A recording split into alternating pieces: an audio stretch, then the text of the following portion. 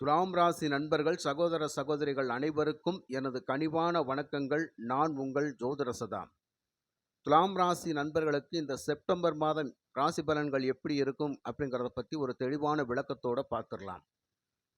துலாம் ராசி நண்பர்களுக்கு இந்த செப்டம்பர் மாதம் நல்ல ஒரு அற்புதமான நல்ல ஒரு அதிர்ஷ்டகரமான மாதமாக இருக்குது. அதே சமயத்தில் இந்த துலாம் ராசி நண்பர்களுக்கு இந்த செப்டம்பர் மாதத்தில் சில பேருக்கு ஒரு ஜாக்பாட் அப்படிங்கிறதும் உறுதியாக இருக்குது. அதை பற்றி தான் இந்த பதிவில் நான் தெளிவாக சொல்லியிருக்கிறேன். பதிவை ஸ்கிப் பண்ணாமல் பாருங்கள் நண்பர்களே. துலாம் ராசியை பொறுத்த மட்டும் அந்த செப்டம்பர் மாதம் கிரக அமைப்புகள் அப்படிங்கிற பார்த்தாக்க, ராசிக்கு 5ஆம் இடத்தில் சனி பகவான், 6ஆம் இடத்தில் ராகு பகவான், 8ஆம் இடத்தில் குரு பகவான், 9இல் செவ்வாய், 10இல் சந்திரன், 11ஆம் இடத்தில் லாபஸ்தானத்தில் புதன் சூரியன், 12இல் சுக்கிரன் கேது இணைவு. செப்டம்பர் 17ஆம் தேதி சூரியன் கன்னியில், சுக்கிரன் கேது இணைவு, இந்த 3 கிரகங்கள் இணைவு பெற்றிருக்கும். 20ஆம் தேதி புதன் தனது சொந்த ராசிக்கு கன்னி ராசியில் ஆட்சி பெற்று மூலத்திரிகோண வலிமையோடு இருப்பார். அன்றே சுக்கிரன் தனது சொந்த ராசிக்கு பயிற்சியாகி அமர்ந்துருவார், துலாம் ராசிக்கு பெயர்வார். இதுதான் செப்டம்பர் மாத கிரக நிலைகள். காலபுருஷனுடைய 7வது ராசி அப்படின்னு சொல்லக்கூடிய இந்த துலாம் ராசி இருக்கிற ராசிகளிலே மிகவும் புனிதமான அற்புதமான ராசி அப்படிங்கிறத நல்லா தெரிஞ்சுக்கங்க. ஏன் மிகவும் புனிதமான ராசி? இந்த துலாமில் பிறக்கிறதுக்கு ஒரு புண்ணியம் செஞ்சிருக்கணும் அப்படிங்கிறத ஏன் நான் சொல்கிறேன் அப்படின்னு சொன்னார், எங்கோ பிறந்த ஒரு ஆணையும் எங்கோ பிறந்த ஒரு பெண்ணையும் திருமண பந்தத்தில் இணைத்து கணவன் மனைவி என்ற உறவை கொடுக்கக்கூடிய இடம் இந்த 7ஆம் இடம், இந்த 7வது ராசி. இந்த 7வது ராசியின் அதிபதி சுக்கிரன். இந்த ராசி, இந்த சுக்கிரன் இல்லை என்றால் இன்றைக்கு எந்த ஒரு பந்தமும், எந்த ஒரு உறவும், எந்த ஒரு நட்பு வட்டாரமும் இல்லை அப்படிங்கிறத நல்லா தெரிஞ்சுக்கங்க. ஆக எங்கோ பிறந்த ஒரு ஆணையும் எங்கோ பிறந்த ஒரு பெண்ணையும் இந்த திருமண பந்தத்தில் இணைக்கின்ற பொழுது இந்த இரு வீட்டார்களுக்கும் ஏற்படுகின்ற அந்த உறவு வட்டாரங்கள் மிகப்பெரிய வட்டாரத்தை உருவாக்கி கொடுக்கும் இல்லையா? அதுக்கு முன்னாடி அவரவர் வீட்டில் அவரவருக்கான ஒரு சின்ன உறவுகளோடு தான் இருந்திருப்போம், ஒரு குறுகிய வட்டம். ஆனால் இந்த திருமண பந்தம் ஏற்பட்ட பின்பு பார்த்தீங்கன்னா மிகப்பெரிய வட்டாரமாக, நட்பு வட்டாரமாக மாறும். மிகப்பெரிய உறவு முறைகள் அப்படிங்கிறதெல்லாம் கொடுக்கக்கூடிய அற்புதமான ராசி தான் இந்த துலாம் ராசி. இப்போ இந்த துலாம் ராசிக்காரங்களை பார்த்தீங்கன்னா மிகப்பெரிய நட்பு வட்டாரத்துக்குள்ளே தான் இருப்பாங்க. இந்த மிகப்பெரிய நட்பு வட்டாரம் அப்படிங்கிறது இவங்கள மாதிரி ஒரு நல்லா பழகக்கூடிய தன்மை எந்த ராசிக்காரவங்களுக்கும் இருக்காது. இவங்களை பொறுத்த மட்டும் எப்பவுமே மற்றவங்களை உற்சாகப்படுத்தி உதவி செய்து மற்றவர்களை வாழ வைத்து தானும் வாழக்கூடிய அமைப்பில் தான் இந்த துலாம் ராசிக்காரர்கள் இருப்பார்கள். இந்த துலாம் ராசி தான் வெளிவட்டார பழக்க வழக்கங்களை சொல்லக்கூடிய இடம், தொழில் பார்ட்னரை சொல்லக்கூடிய இடம் அப்படிங்கிற அமைப்பு இந்த 7வது இடம் துலாம் ராசி. இதனால் தான் துலாம் ராசியில் எப்போவுமே நண்பர்கள் பட்டாளம் இருந்து கொண்டே இருக்கும். ஆனால் அந்த நட்பு வட்டாரத்தில் சில நேரங்களில் துரோக பாதகங்கள் இழைக்கப்பட்டு இந்த ராசியை சேர்ந்தவர்கள் தனிமையாக்கப்படுவார்கள் அப்படிங்கிற விஷயத்தையும், தன் மனதை புண்படுத்தக்கூடிய அமைப்பில் சில பேர் நடந்து வருவார்கள் அப்படிங்கிற அமைப்பையும், இவர்களிடம் தேவையானவற்றையெல்லாம் வாங்கி கொண்டு இவர்களுக்கு துரோகம் செய்கிறவர்களையும் நாம் நிறைய பார்க்கலாம். இது துலாம் ராசிக்காரவங்களுக்கே தெரியும். இந்த துலாம் ராசிக்காரர்களைப் போல் நல்லா பழகக்கூடிய, நல்லா பேசக்கூடிய அற்புதமான மனிதர்களை அப்படிங்கிறது பார்க்கவே முடியாது. அவ்வளவு ஒரு இனிமையான பேச்சுக்கு, இனிமையான செயல்பாடுகளுக்கெல்லாம் சொந்தக்காரர்கள் இந்த துலாம் ராசிக்காரர்கள். கேட்டால் இல்லை என்று சொல்ல மாட்டார்கள், கொடுத்தால் கண்டிப்பாக எனக்கு திருப்பி கொடு என்று கேட்க மாட்டார்கள். ஏன் என்று சொன்னால் அந்த மாதிரி மனம் படைத்தவர்கள். பிறவி குணமே இப்படித்தான். இந்த ஒரு குணத்தை வைத்து கொண்டுதான் மற்றவர்கள் இவர்களிடத்தில் நிறைய களவாடி விடுவார்கள் அப்படிங்கிறதும் புரிஞ்சுக்கங்க. ஆக துலாம் ராசிக்காரர்கள் எவ்வளவுதான் செய்தாலும், பிறருக்கு எவ்வளவுதான் நன்மை செய்தாலும் இவர்களுக்கென்று ஒரு தனித்துவத்தை அடைவது அப்படிங்கிறது ரொம்ப ரொம்ப கஷ்டமாக இருக்கும். இதனாலேயே நிறைய பேர்கிட்ட வந்து இவங்க செய்துட்டு மற்றவங்களுக்கு நன்மை செய்துட்டு அதன் மூலயமா நிறைய மனவேதனைகளைத்தான் இவர்கள் பெற்றிருப்பார்கள் அப்படிங்கிற விஷயமும் நல்ல தெளிவா இருக்கும். 10 ரூபா கொடுங்க, நான் நாளைக்கு கொடுத்துறேன்னு சொல்லி கேட்பாங்க, இவங்க கொடுத்துருவாங்க. ஆனால் அது நாளை மறுநாள் அப்படிங்கிறதுக்கெல்லாம் வாய்ப்பே கிடையாதுங்க. நிறைய இடங்களில் இந்த துலாம் ராசி நண்பர்கள் ஏமாற்றப்படுகிறார்கள் அப்படிங்கிற விஷயம் தெளிவா தெரியும். இவங்க கிட்ட பழகுறதுக்கே கொடுத்து வச்சிருக்கணுங்க. அந்த மாதிரியான ஒரு அற்புதமான மனிதர்கள். அப்படி பழகிக்கிட்டு இவங்க கிட்ட வந்து எல்லா நன்மைகளையும் வாங்கிக்கிட்டு இவர்களுக்கு துரோகம் செய்வது அப்படிங்கிறது வந்து எந்த விதத்துல நியாயம் அப்படிங்கிறத இவங்க கிட்ட பழகினவங்க தெரிஞ்சுக்கிறணும் இல்லையா? ஆக எல்லாவற்றிலுமே தன்னை ஒரு சுமை தூக்கியாக பயன்படுத்தி விடுவார்கள். இவர்கள் ஒரு மிகப்பெரிய சுமை தாங்கிகள் தான். துலாம் ராசிக்காரர்கள் ஒரு மிகப்பெரிய சுமை தாங்கிகள் அப்படின்னு சொன்னால் அது மிகையாகாது. மற்றவர்களுக்காக, தன் உறவுகளுக்காக, நண்பர்களுக்காக, அவர்களுக்காக, இவர்களுக்காக, தன் குடும்பத்துக்காக, தன் பிள்ளைகளுக்காக, தன் கணவனுக்காக, கணவனாக இருந்தால் மனைவிக்காக அப்படின்னு சொல்லி பிறருக்காகன்னு வாழ்ந்தே தன்னுடைய வாழ்க்கையை கேள்விக்குறியாக்கி கொண்டிருப்பவர்கள் இந்த துலாம் ராசி நண்பர்கள். இது முற்றிலும் உண்மை. ஆக நமக்குன்னு ஒரு விடிவு காலம் வராதா? நமக்குன்னு ஒரு நல்ல காலம் வராதா? நாமளும் நாள் வேறு மாதிரி நல்லா பிழைக்க மாட்டோமா அப்படின்னு சொல்லி ஒவ்வொரு நாளும் கேள்விகளை எழுப்பிக் கொண்டே அந்த கேள்விகளுக்கு விடை ஓடிக்கொண்டிருப்பார்கள் அப்படிங்கிறவங்க தான் இந்த துலாம் ராசி நண்பர்கள். எத்தனை காலங்களோ கடந்து விட்டது, அத்தனை காலங்களும் கஷ்டமான சூழ்நிலை தான் அப்படிங்கிறது நிறைய துலாம் ராசி நண்பர்களுக்கு இருந்து கொண்டே இருக்கும். இன்னைக்கும் கடல் கடந்து போய் சம்பாதிச்சாலும் அந்த காசை இவங்களால் பத்திரப்படுத்த முடியாத ஒரு சூழ்நிலையில இருப்பாங்க இல்லையா? ஏன்னா இவங்க கிட்ட சுற்றி இருக்கிற நட்பு வட்டாரங்கள் இவர்களை நச்சரித்து கொண்டே இருக்கும். இவர்களை நச்சரித்து கொண்டே இருப்பார்கள். எப்போ கேட்டு வாங்கலாம், எப்போ கேட்டால் அவங்க கொடுப்பாங்க, எப்போ இவங்களை நம்ம பயன்படுத்திக்கலாம் அப்படின்னு சொல்லி இவங்களை ஒரு வட்டம் சுற்றிக்கிட்டே இருக்கும். ஆனால் இவங்க நச்சரிக்கிறாங்களேன்னு நினைக்க மாட்டாங்க. ஆனால் கேட்டால் கொடுத்துருவாங்க அப்படிங்கிற ஒரு அமைப்பில் தான் இவங்க இருப்பாங்க. ஏன்னா இவங்களுடைய குணநலங்கள் அந்த மாதிரி. காரணம் ஒரே வரியில் சொல்லணும் அப்படின்னு சொன்னால், ஒரு கணவன் மனைவியிடத்தில் ஒன்றை எதிர்பார்க்கிறார் என்றால் மனைவி கொடுக்காமல் இருக்க மாட்டாள் இல்லையா? மனைவி தன் கணவனிடத்தில் ஒன்றை எதிர்பார்க்கிறார் என்றால் அந்த கணவன் கொடுக்காமல் இருக்க மாட்டார்கள் அப்படிங்கிறது தான். ஆக இதே ஒரு அமைப்பு தான். இந்த வரி தான் இந்த துலாம் ராசி நண்பர்களை இந்த பாடுபடுத்தி கொண்டிருக்கும். ஆக கேட்டால் இல்லை என்று சொல்லாமல் கொடுக்கக்கூடியவர்கள் இந்த துலாம் ராசி நண்பர்கள். இப்படிப்பட்ட துலாம் ராசி நண்பர்களுக்கு இந்த செப்டம்பர் மாதம் ராசி பலன்கள் எப்படி இருக்கும் அப்படிங்கிறத நம்ம ஒரு தெளிவான விளக்கத்தோடு பார்த்துடலாம்.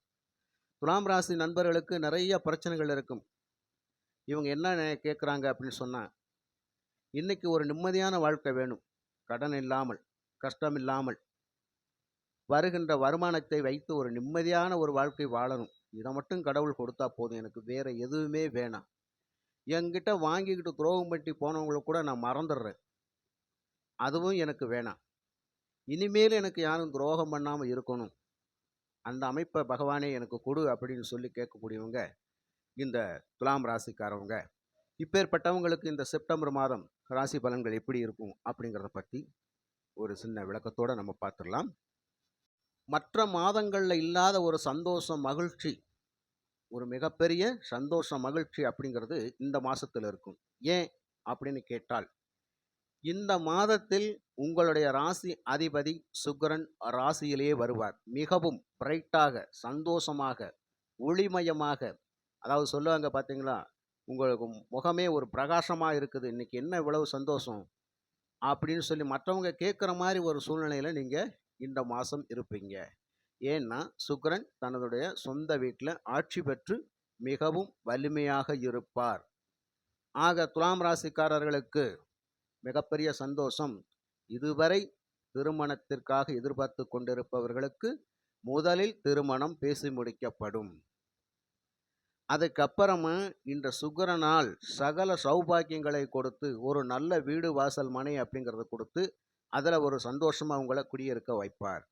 அதுக்கு அப்புறமா உங்களுக்கான வண்டி வாகனங்களை புதிதாக வாங்கக்கூடிய ஒரு வாய்ப்பை இந்த சுக்கிர பகவான் ஏற்படுத்தி கொடுப்பார்.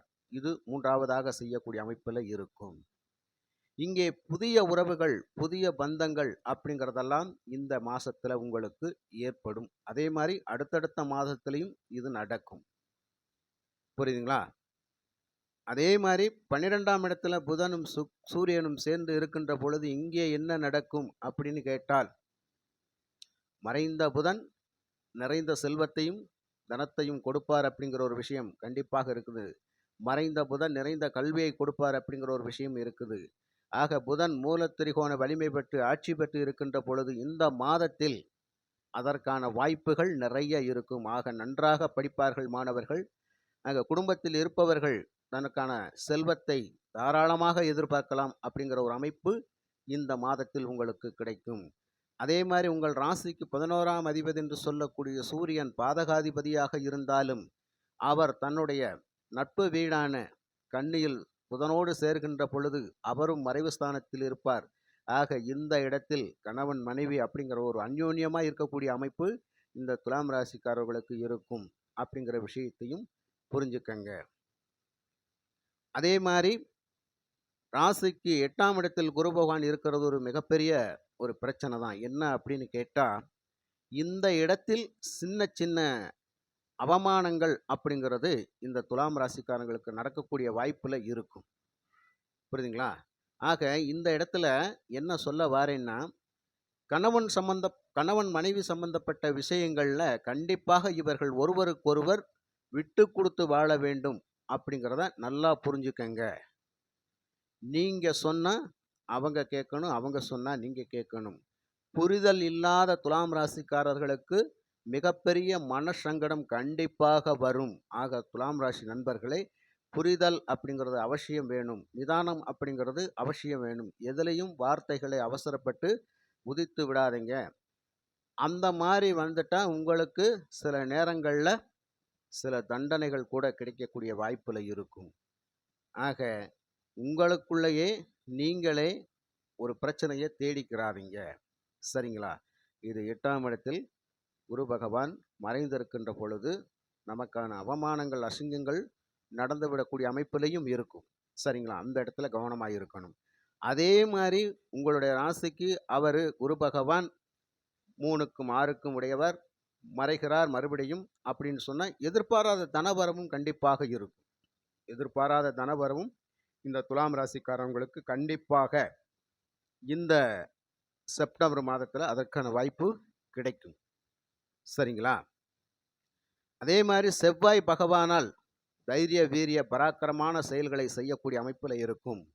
ஆக தந்தை வழி முன்னோர்கள் வழியில் உங்களுக்கான புண்ணியங்கள் உங்களை தேடி வரும் அப்படிங்கிற அமைப்பு. ஏன்னா உங்களுடைய குடும்பாதிபதி செவ்வாய் அப்படிங்கிறவர் இங்கே பாக்கியஸ்தானத்தில் இருப்பார், இதனுடைய வீட்டில் இருப்பார். அப்போது உங்களுக்கு நல்ல நல்ல மாற்றங்கள் எல்லாம் உங்களுக்கு உருவாகும். ஆக நிலம் பூமி சம்பந்தப்பட்ட விஷயங்களில் இந்த துலாம் ராசிக்காரர்களுக்கு மிகவும் ஒரு அற்புதமான நல்ல நல்ல வாய்ப்புகள் எல்லாம் இருக்குது அப்படிங்கிறதையும் நீங்கள் மறந்துடாதீங்க. 5ஆம் இடத்தில் இருக்கக்கூடிய சனி பகவானால் இதுவரை தாமதமாகவே நடந்து கொண்டிருந்த சின்ன சின்ன விஷயங்கள் எல்லாமே, சின்ன சின்ன காரியங்கள் எல்லாமே அது இனிமே கொஞ்சம் கொஞ்சமாக தடைகள் விலகி இந்த மாதத்தில் உங்களுக்கு ஒரு நல்ல முன்னேற்றத்தை கொடுக்கக்கூடிய அமைப்பில் இருக்கும். ஆக காரியங்கள் அனுகூலமாக நடக்கும். அந்த காரிய அனுகூலம் அப்படிங்கிறது கண்டிப்பாக இந்த மாதத்தில் நடக்குங்க. அதே மாதிரி 6ஆம் இடத்தில் இருந்த ராகு பகவான் அஷ்டலட்சுமி யோகத்தில் இருக்கின்றார் அப்படிங்கிற ஒரு விஷயத்தை நீங்கள் புரிஞ்சுக்கங்க.